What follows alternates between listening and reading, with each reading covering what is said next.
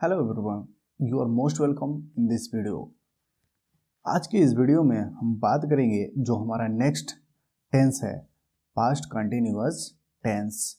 Previous video में हम बात कर चुके हैं ऑलरेडी टेंसेस के बारे में, मतलब इंडेफिनिट हमारा जो चल रहा था पास्ट टेंस, इंडेफिनिट कंप्लीट हो चुका है, प्रेजेंट का और पास्ट का एंड फ्यूचर का। ठीक है, तो ये जो हमारे तीन टेंसेस थे, इन तीनों टेंसेस के हमारे इंडेफिनिट फॉर्म कंप्लीट हो चुके थे।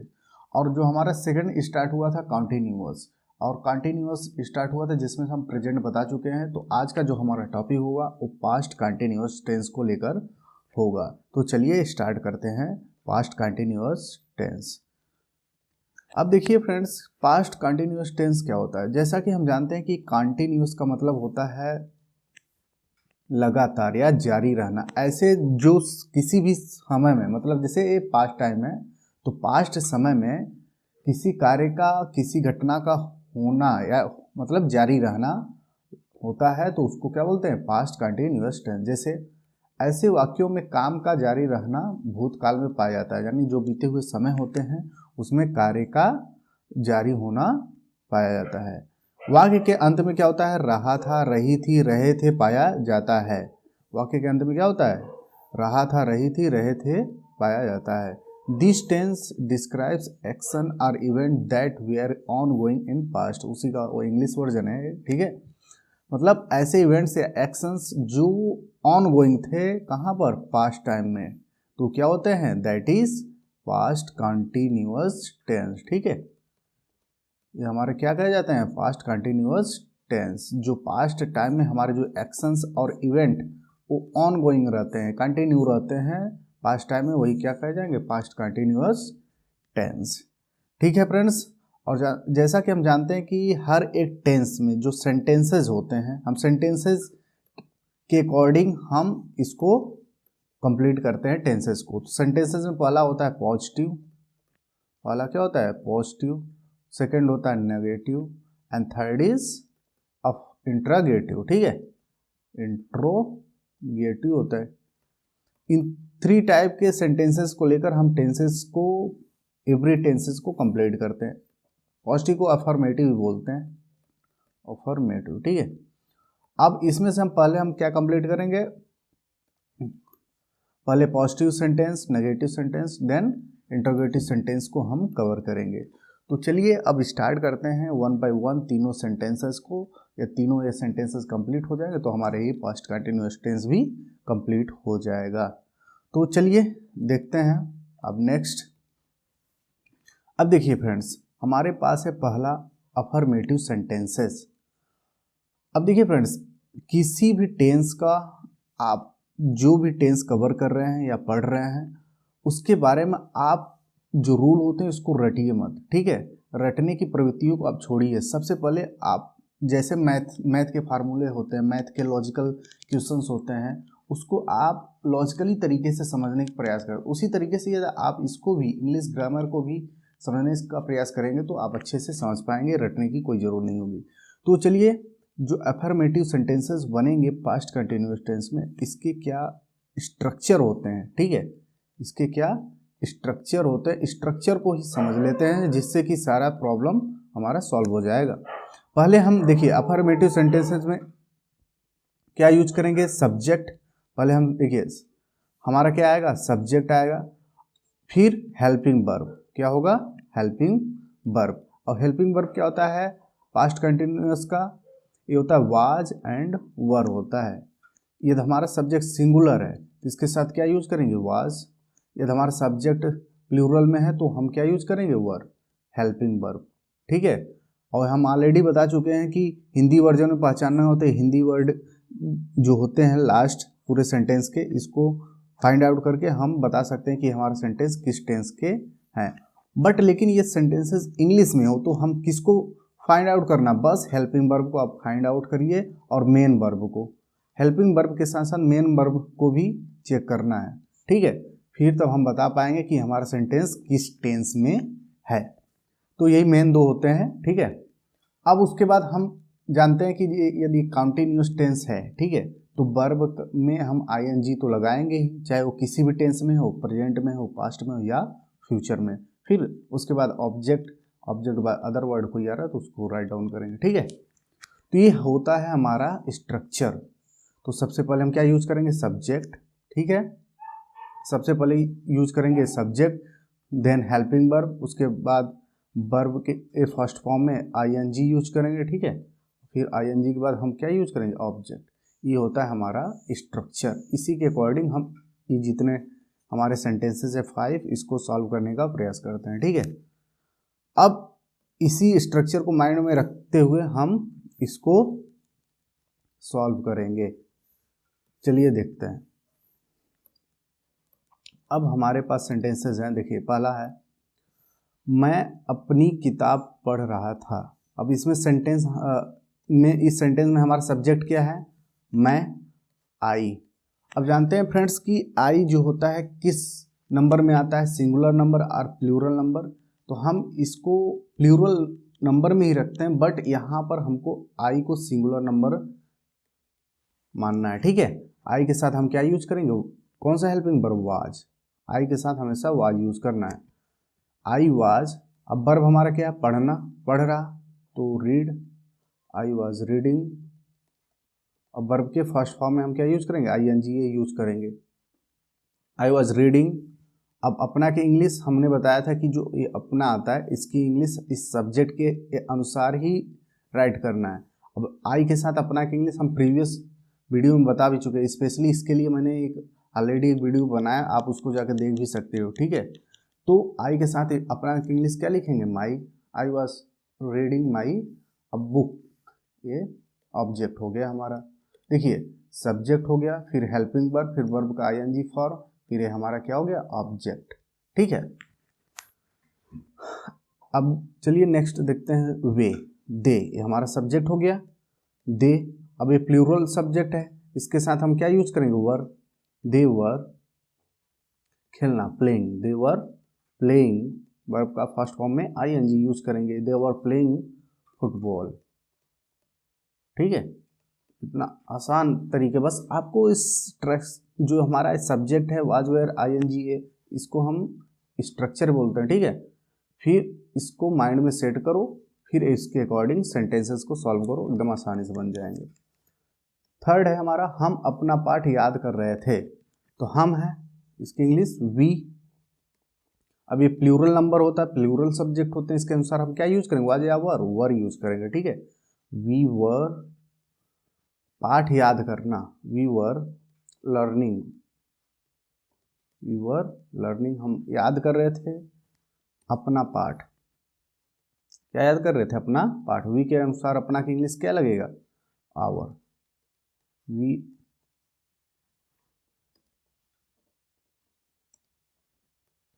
Our lesson,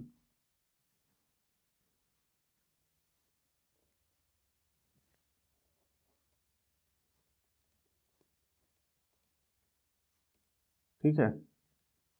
we were learning our lesson, हम अपना पाठ याद कर रहे थे। नेक्स्ट है, तुम मेरे नौकर को बुला रहे थे, यू। ये प्रॉब्लम कर रहा है ये, 1 मिनट।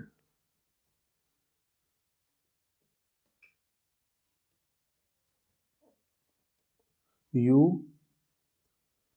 तुम मेरे नौकर को बुला रहे थे, यू। अब यू हमारा प्लूरल है, इसके साथ क्या यूज करेंगे, वर, यू वर कॉलिंग, तुम बुला रहे थे माई सर्वेंट, ठीक है। You are calling my servant. अब है, वह एक मधुर गाना गा रही थी, तो वह गा रही थी, तो सी। अब ये हमारा सिंगुलर सब्जेक्ट है, इसके साथ क्या लिखेंगे, was, she was singing, she was singing A sweet song, a sweet song हो जाएगा, ठीक है। तो जितने भी सेंटेंसेस हमारे अफर्मेटिव या पॉजिटिव सेंटेंसेस के बनते हैं, सिर्फ आपको ये स्ट्रक्चर माइंड में रखना है, फिर उसके बाद आप सब्जेक्ट को फाइंड करिए, हमारा सिंगुलर है कि प्लूरल है, फिर उसके अकॉर्डिंग हमको हेल्पिंग वर्ब चूज करना है, फिर वर्ब के फर्स्ट फॉर्म में आईएनजी, फिर ऑब्जेक्ट, उसके बाद अदर वर्ड याद आ रहा है तो राइट डाउन कर सकते हैं। ठीक है, तो नेक्स्ट हमारा जो सेंटेंसेस होगा नेगेटिव, फिर चलिए देखते हैं उसको। नेगेटिव सेंटेंसेस में क्या करना है फ्रेंड्स, देखिए सेम स्ट्रक्चर आपको वही रखना है। ठीक है, स्ट्रक्चर आपको सेम यही रखना है, बट आपको ये जो हेल्पिंग वर्ब दिख रहा है ये, ठीक है, इसके जस्ट बाद आपको क्या यूज करना है, नॉट या नेवर याद आ रहा है। ठीक है, नॉट मतलब नहीं, नेवर मीन्स कभी नहीं। ठीक है, यदि ये वर्ड आ रहा है तो आपको हेल्पिंग वर्ब के बाद इसको राइट करना है, बस स्ट्रक्चर वही रहेगा, बस आपको हेल्पिंग वर्ब के बाद नॉट या नेवर यूज करना है, जैसा कि हमारा सेंटेंस में दिया होगा। ठीक है, चलिए सेंटेंस करते हैं अब। वे घर नहीं जा रहे थे, वे दे हो जाएगा। ठीक है, दे, अब हमारा प्लूरल है, इसके अनुसार क्या लगाएंगे, वर, दे वेयर, नॉट है, ओनली नॉट है तो नॉट, दे वर। देखिए हेल्पिंग वर्ब के बाद हमारा क्या आ गया, नॉट आ गया। ठीक है, हेल्पिंग वर्ब के बाद क्या आ गया, not. They were not going, they were not going home, वे घर नहीं जा रहे। ठीक है, राम दीवार से नहीं कूद रहा था, तो राम सिंगुलर है तो वाज लग जाएगा, नॉट हो जाएगा हेल्पिंग वर्ब के बाद। Ram was not jumping up the wall. ठीक है, Ram was not jumping up the wall. हम मेज पर नहीं सो रहे थे, वी वर नॉट स्लीपिंग। देखिए वी इसके अकॉर्डिंग हमारा हेल्पिंग वर्ब आ गया, इसके बाद हेल्पिंग वर्ब नॉट आया, फिर वर्ब के फर्स्ट में ING, we were not sleeping on table. ठीक है, कितना आसान है, बस आपको स्ट्रक्चर को माइंड में रखना है, उसके अकॉर्डिंग सारे के सारे सेंटेंसेस आप आसानी से कर जाओगे। देखिए हमारा नेक्स्ट है, मैं स्कूल नहीं जा रहा था। आई, मैंने ऑलरेडी बताया आई के साथ क्या यूज करना आपको, वाज, हेल्पिंग वर्ब का नॉट हो जाएगा। ठीक है, मैं I was not going to school, I was not going to school. ठीक है, अब नेक्स्ट है हमारा, वह एक गाय नहीं खरीद रहा था, he was not buying a cow, he was not buying a cow. ठीक है, इतना आसान है, बस आपको हेल्पिंग वर्ब फाइंड करना है, उसके बाद जस्ट नॉट या नेवर आ रहा है तो उसको पुट कर देना, फिर वही स्ट्रक्चर क्या होगा, वर्ब का फर्स्ट फॉर्म में आईएनजी, फिर ऑब्जेक्ट, इतनी आसानी से सेंटेंसेस आपके बन जाएंगे। तो कॉन्टिन्यूअस टेंसेस जो होते हैं बहुत इजी होते हैं। ठीक है, बस इसमें आपको हेल्पिंग वर्ब हर टेंसेस के लर्न करने हैं, मतलब माइंड में सेट करना, फिर उसके अनुसार आप सेंटेंस बना सकते हैं एज अकॉर्डिंग स्ट्रक्चर। अब देखिए हमारा अफर्मेटिव हो गया, नेगेटिव हो गया। अब चलिए देखते हैं हमारा है इंट्रोगेटिव सेंटेंस। ठीक है, अब इंट्रोगेटिव में क्या देखना है, देखिए इंट्रोगेटिव में क्या होता है, इसको क्या बोलते हैं हम, प्रश्न हुआ, यानी इस प्रकार के सेंटेंसेस में क्या होता है, प्रश्नवाचक हुआ, मतलब प्रश्न किए जाते हैं। ठीक है, अब जैसे किसी से प्रश्न करना हो, ठीक है, तो आप प्रश्न दो तरीके से कर सकते हो, जिसमें सिर्फ आपको आंसर यस या नो में चाहिए। जैसे क्या, पहला देख लेते हैं, पहला ही सेंटेंस, क्या हम बाजार जा रहे थे, तो इसका यदि आपको आंसर दिया जाए नहीं, यस, नो या एस में आंसर जब मिले तो वहाँ पे सिर्फ क्या लगाकर सबसे पहले सेंटेंस के पहले हम क्वेश्चन करते हैं। यस या नो टाइप के जो हमारे सेंटेंसेस बनते हैं, क्वेश्चन किए जाते हैं, वो होते हैं। ठीक है, क्या हम बाजार जा रहे थे, नहीं, यस, नो, यस हम बाजार जा रहे थे, नो हम बाजार नहीं जा रहे थे, तो इस प्रकार के सेंटेंस बनते हैं। जैसे अब सेंटेंस सेकंड जो टाइप का क्वेश्चन पूछे जाते हैं, जैसे हम बाजार क्यों जा रहे थे, हम बाजार कैसे जा रहे थे, हम बाजार कहाँ जा रहे थे, कितने लोग बाजार जा रहे थे, तो इस प्रकार के जो सेंटेंसेस होते हैं ये सेकंड टाइप के क्वेश्चन मतलब क्वेश्चन सेंटेंसेस या इंटरोगेटिव सेंटेंसेस कहे जाते हैं। अब देखिए फ्रेंड्स, ध्यान यहाँ पे ये देना है कि जब हमारा फर्स्ट टाइप का सेंटेंस होगा तो उसमें सिर्फ हमको सेंटेंस के पहले क्या ही लगा के सिर्फ क्वेश्चन किया जाता है। ठीक है, क्या लगाकर हम क्वेश्चन करेंगे, और जानते हैं कि जब क्या पहले आ जाए सेंटेंस के पहले तो उसकी इंग्लिश हमको नहीं लिखनी है, तो उसके प्लेस पे क्या लिखनी है, हेल्पिंग वर्ब को पहले लिख देना है। क्या, सब्जेक्ट, हमारा सब्जेक्ट हो जाएगा, इसके अनुसार हम हेल्पिंग वर्ब वाज या वर को सबसे पहले लिखेंगे। ठीक है, फिर सब्जेक्ट लिखेंगे, तब वर्ब का आईएनजी फॉर्म, देन ऑब्जेक्ट। ठीक है, और यदि इस प्रकार का सेंटेंसेस हो,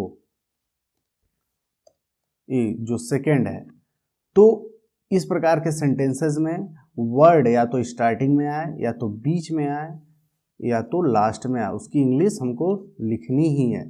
तो सिर्फ माइंड में आपको सेट क्या करना है कि यदि इंटरोगेटिव सेंटेंस में क्या लगाकर यदि पहले प्रश्न किया गया है, ठीक है, तो उसकी इंग्लिश नहीं लिखनी, सबसे पहले उस टेंस का क्या लिखना है, हेल्पिंग वर्ब लिखना है। लेकिन यदि यही क्या वर्ड बीच में आ जाए या लास्ट में आ जाए तो इसकी इंग्लिश हमको क्या की इंग्लिश लिखनी पड़ेगी, तभी किसमें कन्वर्ट हो जाएगा, सेकेंड टाइप में कन्वर्ट हो जाता है। ठीक है, बस आपको नोटिस यही रखना है कि क्या यदि पहले आए तो उसकी इंग्लिश हमको नहीं लिखनी है। ठीक है, तो इस दोनों टाइप के जो सेंटेंसेस बनेंगे हमारे पास यहाँ अवेलेबल है। चलिए अब इसको हम सॉल्व करके देखते हैं, जिससे कि सारे पॉइंट्स हमारे डाउट क्लियर हो जाएंगे। ठीक है, चलिए इसको सॉल्व करते हैं। पहला है हमारे पास, क्या हम बाजार जा रहे थे। अब देखिए क्या की इंग्लिश नहीं, यहाँ पर अब इसके जगह पे हम सब्जेक्ट चेक करेंगे, या तो पहले ऐसे सब्जेक्ट लिख लीजिए, वी हो गया। अब इसके अनुसार हमारा हेल्पिंग वर्ब क्या होगा, were, we were we, verb का ING form, were we not going to market, क्या हम बाजार नहीं जा रहे थे। अब देखिए फ्रेंड्स क्वेश्चन, अब देखिए यहाँ पे ये ध्यान देना है, यदि इस प्रकार के सेंटेंसेस में सभी में मैं बात कर रहा हूँ नेगेटिव वर्ड आता है नॉट, ठीक है, नहीं, यदि आ रहा है तो हम नॉट को कहाँ पुट करेंगे। मैंने प्रीवियस वीडियो में बताया है कि यदि कोई भी टेंसेस हो, टोटल 12 टेंसेस हैं, किसी भी टेंस में यदि इंटरोगेटिव सेंटेंसेस में नेगेटिव वर्ड आ रहा है तो आपको जस्ट किसको फाइंड करना है, सब्जेक्ट को। सब्जेक्ट के बाद आपको नॉट या नेवर लगा देना है। यहाँ हमारा सब्जेक्ट है, इसके बाद यहाँ हम क्या लगा देंगे, नॉट। जैसे यही होता, क्या हम बाजार नहीं जा रहे थे, तो were we not going to market हो जाता है। ठीक है, इस तरीके से हम इसको कर लेते। चलिए नेक्स्ट, क्या मोहन अपने नौकर को गाली दे रहा था, तो मोहन हो गया, तो इसके साथ हम क्या यूज करेंगे, वाज हो जाएगा। वाज क्या की इंग्लिश तो लिखना है क्योंकि ये पहले आया है, तो वाज मोहन क्या हो जाएगा, वाज मोहन एब्यूजिंग, नेगेटिव नहीं थी, सब्जेक्ट के बाद हमको नॉट नहीं लिखना है, यदि होता तो सब्जेक्ट के बाद जस्ट हम नॉट लिख देते हैं। तो was Mohan abusing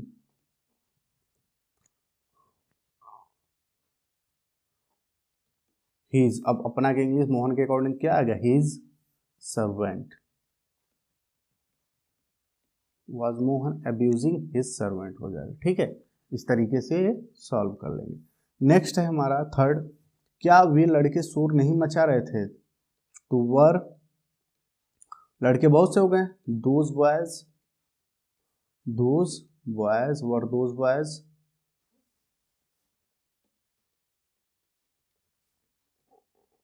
were those boys, नहीं, नेगेटिव आ गया तो हमारा ये सब्जेक्ट है दोज बॉयज, इसके बाद क्या यूज करेंगे, not, were those boys not making noise.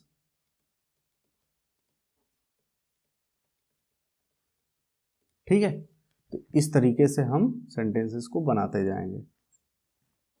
अब चलिए नेक्स्ट है, क्या मैं तुम्हारे साथ नहीं जा रहा था। अब देखिए क्या पहले थे, इसकी इंग्लिश नहीं लिखना है, हमको सबसे पहले क्या लिखना है, हेल्पिंग वर्ब। आई के अकॉर्डिंग क्या आएगा, helping verb, was I, negative word आ गया तो सब्जेक्ट के बाद not, was I not going, verb का आईएनजी फॉर्म हो जाएगा, was I not going to, नहीं मार्केट तो ना है, तो तुम्हारे साथ, was I not going with you, was I not going with you, क्या मैं तुम्हारे साथ नहीं जा रहा था। ठीक है, इस तरीके से इसको सॉल्व कर लेंगे। कितने लड़के मैदान में खेल रहे थे। अब देखिए फ्रेंड्स, मैंने क्या बताया अभी पीछे कि क्या के अलावा यदि कोई भी WH फैमिली का, ठीक है, WH फैमिली का कोई भी वर्ड क्या के अलावा कोई भी वर्ड या तो पहले आए या तो बीच में आए या तो लास्ट में आए, उसकी इंग्लिश हमको लिखनी है। सिर्फ माइंड में क्या रखना है, सिर्फ क्या। ठीक है, अब देखिए, अब चलिए सॉल्व करते हैं। कितने लड़के, अब देखिए कितने, अब कितने की इंग्लिश क्या हो जाएगी, लड़के काउंट किए जा सकते हैं तो हाउ मेनी हो जाएगा। अब देखिए फ्रेंड, मैंने बताया था हाउ मेनी हो या हाउ मच, हाउ मेनी हो या हाउ मच हो या हुज हो, मीन्स किसका किसके किसके हो, या विच मीन्स कौन सा कौन सी कौन से। ये तीन वर्ड स्पेशली ये होते हैं कि इनके साथ जो आने वाले नाउन या प्रोनाउन होते हैं, ठीक है, उनको इनके साथ ही एज ए सब्जेक्ट फॉर्म में राइट किया जाता है, लिखा जाता है, यूज किया जाता है। ठीक है, तो यही पे ये तीन स्पेशली होते, इसको माइंड में सेट रखना है। चलिए अब देखिए, अब इस सेंटेंस को हम सॉल्व करके देखते हैं। कितने लड़के, तो हाउ मेनी बॉयज, क्या हो जाएगा, हाउ मेनी बॉयज, कितने लड़के। अब इसके अकॉर्डिंग हमारा हेल्पिंग वर्ब क्या आएगा, वाज या वर, लड़के बहुत से हैं तो वर आएगा, हाउ मेनी बॉयज वर। अब नॉट होता तो फ्रेंड्स यहाँ पे ध्यान देना है, यदि इसमें नॉट होता, नहीं वर्ड होता, ठीक है, तो हमारा तो सब्जेक्ट ऑलरेडी यहाँ आ चुका है। तो मैंने अभी प्रीवियस जो पॉइंट्स थे मैंने क्या बताया कि सब्जेक्ट के बाद नॉट पुट करना, बट लेकिन फ्रेंड्स इसमें ये ध्यान देना है कि हमारा जो हेल्पिंग वर्ब था वो ऑलरेडी आ चुका था। ठीक है, अभी तक तो हेल्पिंग वर्ब इसके पहले आया नहीं, इसलिए हेल्पिंग वर्ब इसके पुट करेंगे, इसके बाद देन हम यूज करेंगे नॉट को। How many boys were not, ये नहीं वर्ड होता तब यहाँ, हाँ ये नेगेटिव नहीं तो कोई बात नहीं, बस हम वर्ब का ING फॉर्म यूज कर लेंगे, बट नॉट है तो नॉट।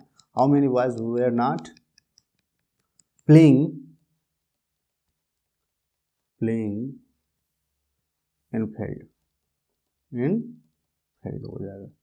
ठीक है, अब देखिए नेक्स्ट, किसान अपना खेत क्यों नहीं जोत रहा था, तो वाई, क्यों हमारा WH फैमिली यहाँ मिडल में है, इसकी इंग्लिश लिखेंगे। अब किसान सिंगुलर सब्जेक्ट है तो was, helping verb why was farmer, why was farmer. मैंने बताया friends how many, how much, whose और विच, ये तीन ऐसे वर्ड स्पेशली होते हैं जिनके साथ ये नाउन लिखे जाते हैं, जिससे लिखने के साथ ये जो हमारा हेल्पिंग वर्ब होता है इनके बाद आ जाता है। ठीक है, अब देखिए वाई के बाद क्या आया, हेल्पिंग वर्ब पहले आ गया, सब्जेक्ट पहले, नॉट होता तो यहाँ लिख देते हैं, नॉट है भी तो यहाँ आप लिखेंगे हम वाई वाज फार्मर, सब्जेक्ट के बाद हमारा क्या आ जाएगा, just not, Y was farmer not ploughing his field. ठीक है, इतना आसान है, बस आपको स्ट्रक्चर को माइंड में सेट रखना है, जिससे सभी जो डाउट्स हैं क्लियर होते जाएंगे और आप हर एक प्रकार के सेंटेंसेस को आसानी से करते चले जाओगे। बट माइंड में फ्रेंड्स यही रखना है कि हमको रटना नहीं है। ठीक है, लॉजिकली तरीके से यदि आप समझेंगे तो सारा समस्या खत्म हो जाएगा और आप आसानी से एक ही बार में सारा चीज़ समझ जाओगे। वह कमरे में क्या कर रहा था, अब देखिए फ्रेंड्स क्या यहाँ है मिडल में, तो इसकी इंग्लिश हमको यहाँ राइट डाउन करनी है, वाट। अब इसके बाद हमने क्या बताया था, यही स्ट्रक्चर फॉलो कर लो, वाज या वर, वाट वह है तो वाज यूज करेंगे, what was he doing, not होता तो सब्जेक्ट के बाद हम तुरंत क्या यूज करते हैं, not, what was he doing in room, what was he doing in room हो जाएगा। ठीक है, अब नेक्स्ट है कक्षा में कौन रो रहा था। अब देखिए फ्रेंड्स कौन की इंग्लिश क्या होगा, हु। अब हु देखिए फ्रेंड्स, जो हु होता है ये सिंगुलर में भी यूज होता है, प्लूरल में भी यूज होता है। ठीक है, तो अब यहाँ पर जो हमारा सेंटेंस होगा इसके अकॉर्डिंग आपको यहाँ पर हेल्पिंग वर्ब यूज रहा था, तो एक ही, जैसे कोई रो रहा होगा तो एक ही बंदा, मतलब एक ही सब्जेक्ट होगा हमारा जो रो रहा था। ये बहुत से होते तो क्या होता, कक्षा में कौन रो रहे थे हो जाता, ठीक है। रहा था तो मतलब एक ही है, तो उसके साथ हम क्या यूज करेंगे, हु वाज, ठीक है। हु वाज, या नाट होता तो इसके बाद वाज के बाद नाट यूज कर, लेकिन नाट नहीं है, ठीक है।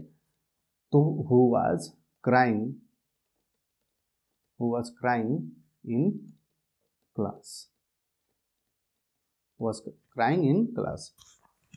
अब देखिए फ्रेंड्स, यहाँ पे ध्यान देना है, जैसे आपके सामने डायरेक्टली इंग्लिश सेंटेंसेज हैं, ठीक है।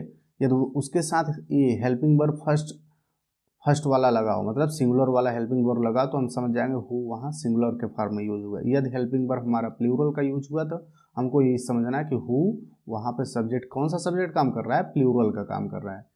तो हु दोनों में यूज होता है, सिंगुलर में भी और प्लूरल में भी, यही ध्यान देना है, ठीक है।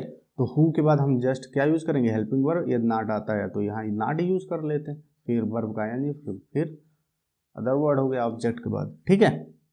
तो इस तरीके से हम सेंटेंसेस बनाते हैं इंट्रोगेटिव के। बस आपको स्ट्रक्चर को फॉलो करना है, स्ट्रक्चर के अकॉर्डिंग आपको सारा क्वेश्चन सॉल्व करते जाना है। तो फ्रेंड्स, ये फाइनली हमारा आज का जो टॉपिक था पास्ट कंटिन्यूअस टेंस, ठीक है। ये हमारा पास्ट कंटिन्यूअस टेंस खत्म हो गया है। अब हमारा जो नेक्स्ट टॉपिक होगा फ्यूचर कंटिन्यूअस टेंस को लेकर, जो नेक्स्ट वीडियो में हम डिस्कस करेंगे, ठीक है फ्रेंड्स। तो आप जो हमारा पास्ट कंटिन्यूअस टेंस है आज के टॉपिक के बाद, ठीक है, यदि पास्ट कंटिन्यूअस टेंस है, इसके बाद यदि आप घर पर क्लास में और प्रैक्टिस करेंगे, आपकी जो टेक्स्ट बुक है, ठीक है, उसमें ढेर सारे एक्सरसाइज और सेंटेंसेस दिए रहते हैं, उसको सॉल्व करेंगे तो अच्छे से आप सारी चीज़ें सीख जाएंगे और माइंड में एक बार सेट हो जाएगा, तो आप कभी नहीं भूलेंगे उसको, ठीक है। तो आशा करते हैं कि आप ज़रूर प्रैक्टिस करोगे और हर चीज़ को बहुत आसानी से सीखोगे। सो फ्रेंड्स, यदि आप हमारे चैनल पर नए हैं तो चैनल को ज़रूर सब्सक्राइब करें, क्योंकि इस प्रकार के इंटरेस्टिंग और आसानी तरीके से अच्छी लैंग्वेज में आपको सारे कंटेंट मिलते रहेंगे इंग्लिश ग्रामर के इन फ्यूचर। तो see you next video, take care, bye bye.